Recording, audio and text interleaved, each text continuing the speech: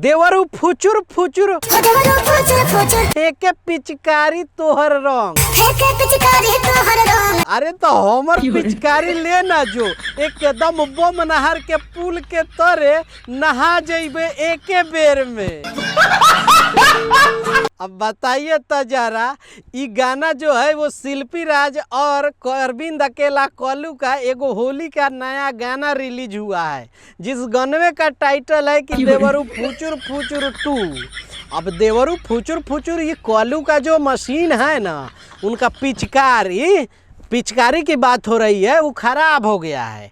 अब पिचकारी खराब हो गया तो कैसे होगा भाई, फुचुर फुचुर रंग फेंक रहा है। और शिल्पी राज को एकदम तेज वाला चाहिए, मतलब एकदम फास्ट पिचकारी से एकदम रंग मारे ना तो अंदर तक घुस जाए, ऐसा मतलब तेज चाहिए। क्या बात कर रहे हैं? तो बताइए तो कैसे होगा। अब उनका खराब हो गया है तो हमरे नु ले जाके काम चलाना पड़ेगा। ले जो फ्री में ले जो, चाहे आप लोग भी दे दीजिए गिफ्ट उफ्ट में। होली आ रहा है तो अपन अपन पिचकरिया गिफ्ट कर ना दीजिए लोग, काहे से कि जब पिचकरिया गिफ्ट होली खत्म होगा तो पिचकरिया ले जाइएगा अपना, तब तक इनका काम नहीं चल जाएगा। ये फुचुर फुचुर कितना वियोग में कह रहा है, फुचुर फुचुर रंग फेंक रहा है, तो इनको तेज वाला चाहिए एकदम। अभी गाना जो है वो लिखे हैं जाहिद अख्तर ने, और म्यूजिक जो है प्रियांशु सिंह ने दिया है। और इस गाने में काम की हैं श्वेता मेहरा, कितनी खूबसूरत हैं बेचारी, देखिए तक कितना अच्छी अच्छी लग रही हैं। और इनको फुचुर फुचुर रंग सब फेंकवा रहा है। घबरा जाएंगे कि नहीं हो, मतलब कि गड़बड़ उड़बड़ हो नहीं जाएगा कपड़ा उपड़ा।